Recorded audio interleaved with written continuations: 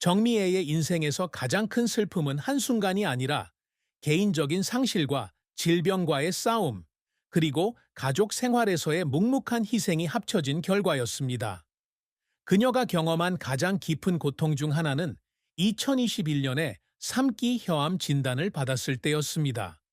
그녀의 네 번째 아이가 첫 번째 생일을 맞은 지 몇 달 후였습니다.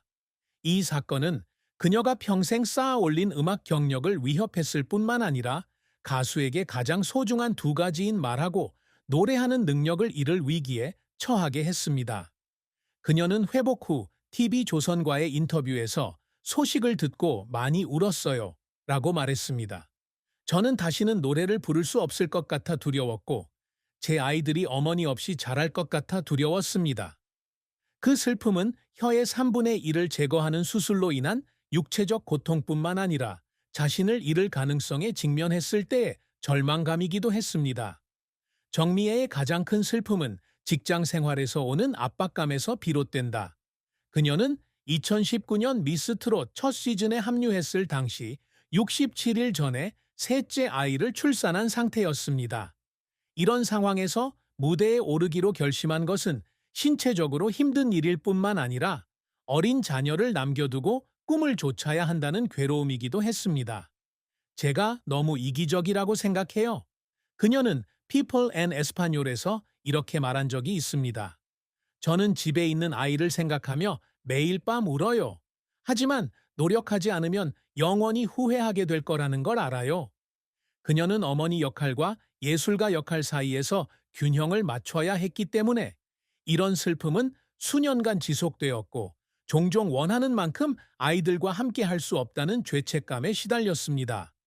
그녀의 인생에서 가장 큰 슬픔 중 하나는 경쟁이 치열한 업계에서 경력을 유지하는 것이 어렵다는 것이었습니다. 미스 트롯으로 명성을 얻기 전까지 그녀는 2005년 KBS 코리아 싱즈에서 대상을 수상했음에도 불구하고 10년 넘게 무명 가수로 지냈습니다. 그 기간 동안 그녀는 작은 행사에서 공연을 해야 했고 청중의 무관심과 가족을 부양하기 위한 재정적 압박에 직면해야 했습니다. 그녀는 유니비전과의 인터뷰에서 그냥 포기하고 싶은 날도 있어요 라고 고백했습니다. 제가 언제쯤 알아볼 수 있을지 모르니 슬퍼요. 이 슬픔은 예술가가 자신의 자리를 찾으려고 애쓰는 슬픔으로 그녀가 늘 지니고 있던 깊은 상처였지만 결국 그녀는 이를 극복하고 성공을 거두었습니다. 정미애의 경력은 빛나는 성공과 그녀를 눈물 흘리게 만든 쓰라린 실패, 그리고 노력이 뒤섞인 기복이 있는 긴 여정이었습니다. 그녀는 2005년 권위 있는 국가대표 노래 경연대회인 KBS 코리아 싱스에서 대상을 수상하면서 공식적으로 가수로서의 경력을 시작했습니다. 이 승리로 그녀는 제이스 엔터테인먼트와 전속 계약을 맺었을 뿐만 아니라 엔터테인먼트 업계에 진출할 수 있는 문을 열었습니다. 2007년 그녀는 리메이크 앨범 미스 발라드의 Summer Scent라는 곡을 수록하며 자신의 이름을 알리는 첫걸음을 내디뎠습니다. 하지만 그 후 몇 년은 큰 주목을 받지 못하고 무명 가수로 전락하며 힘든 시기를 보냈다. 지역 행사에만 출연하며 수입도 적었다. 정미애의 가장 큰 커리어 성공은 2014년 JTBC의 히든싱거 3에 출연해 이선희의 노래 목소리를 따라 했을 때였다. 그녀는 겨우 4라운드까지 진출했지만 그녀의 외모는 대중과 언론의 관심을 끌는 데 도움이 되었으며 그녀의 젊음 넘치는 외모와 감성적인 목소리는 전현무, 이선희와 같은 심사위원들을 놀라게 했습니다. 이렇게 사랑받을 줄은 몰랐어요. 그녀는 레포르마에 이렇게 말했다.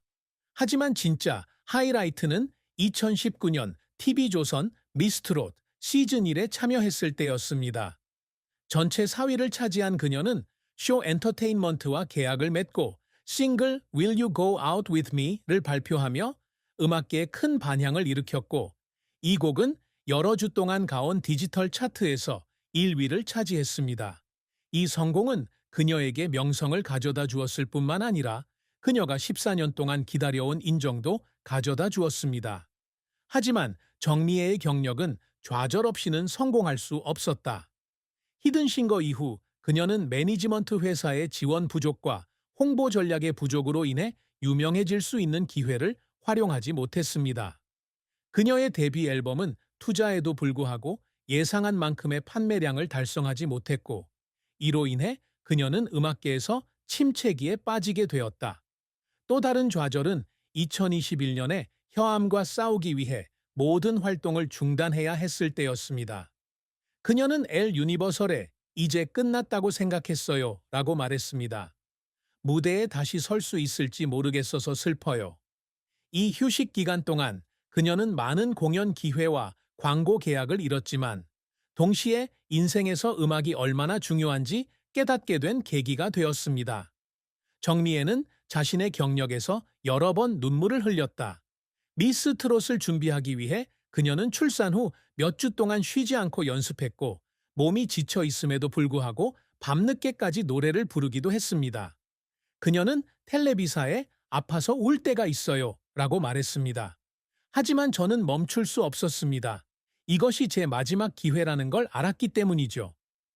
그녀는 2022년 암에서 회복한 후 몇 달 동안 말하고 노래하는 법을 다시 배웠으며 보컬 테라피 세션은 너무 고통스러워서 눈물을 닦기 위해 세션을 중단해야 했습니다.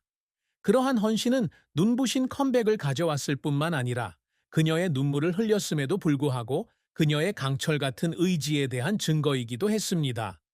정미애가 항상 갈망하는 것은 명예나 돈만이 아니라 음악과 청중의 마음속에 오래도록 기억될 만한 유산을 남기고자 하는 열망입니다.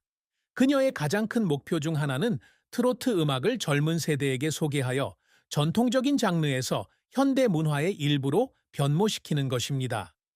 그녀는 유니비전에 저는 젊은이들이 저처럼 트로트를 좋아하기를 바랍니다. 라고 말했습니다. 싱글 Will You Go Out With Me는 이러한 방향으로 나아가는 한 걸음으로 듣기 편한 멜로디와 공감할 수 있는 가사로 젊은 세대에게 따뜻한 환영을 받고 있습니다.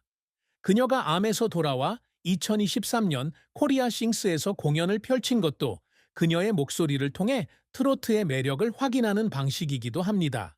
그녀가 열망하는 또 다른 성취는 꿈을 이루기 위해 고군분투하는 여성, 특히 어머니들에게 영감을 주는 것입니다.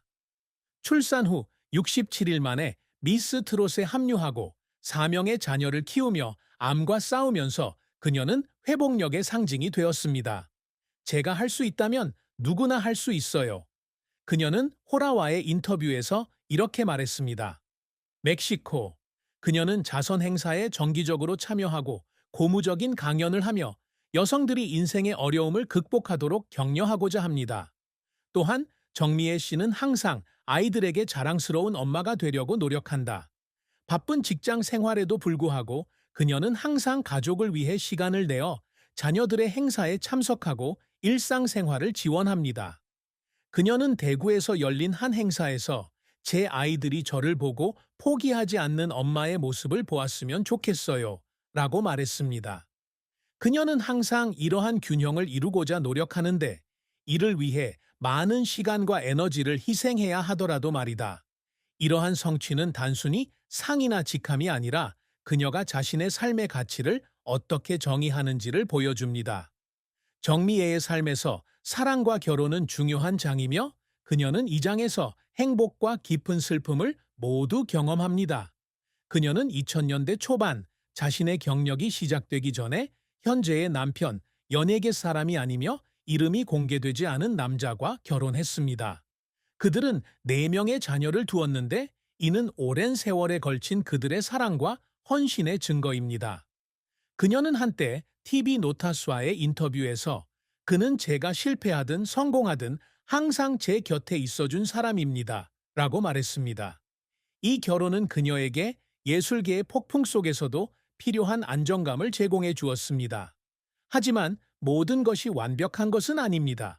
정미애의 사랑과 결혼 생활에서 가장 큰 슬픔은 그녀가 경력을 추구하기 위해 남편과 아이들과 떨어져 있어야 했던 시간이었습니다.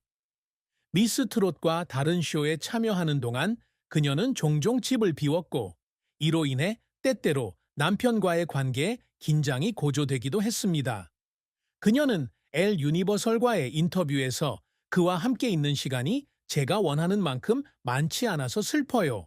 라고 말했습니다. 너무 바빠서 다툰 적도 있고 아내로서의 역할을 다하지 못하는 것 같아 울기도 했습니다. 하지만 그녀의 남편은 항상 그녀를 지지해 주었고 그들은 이해심과 인내심으로 그 어려움을 극복했습니다. 그녀가 암과 싸우는 동안 겪었던 또 다른 슬픔은 가족 생활에서 받은 압박감이었습니다. 그녀는 2021년에 진단을 받았을 때 자신의 건강뿐만 아니라 자신이 살아남지 못하면 남편과 아이들이 어떤 고통을 겪을지 걱정했습니다. 그녀는 레폼에 그가 아이들을 혼자 키워야 한다는 생각에 울었어요 라고 말했다. 하지만 그녀가 그 슬픔을 극복하는 데 도움이 된 것은 치료 기간 내내 그녀를 돌봐준 남편의 지원이었습니다. 그들의 사랑은 불완전했지만 그녀가 계속 살아가고 노래할 수 있는 힘의 원천이었습니다. 원천이었습니다.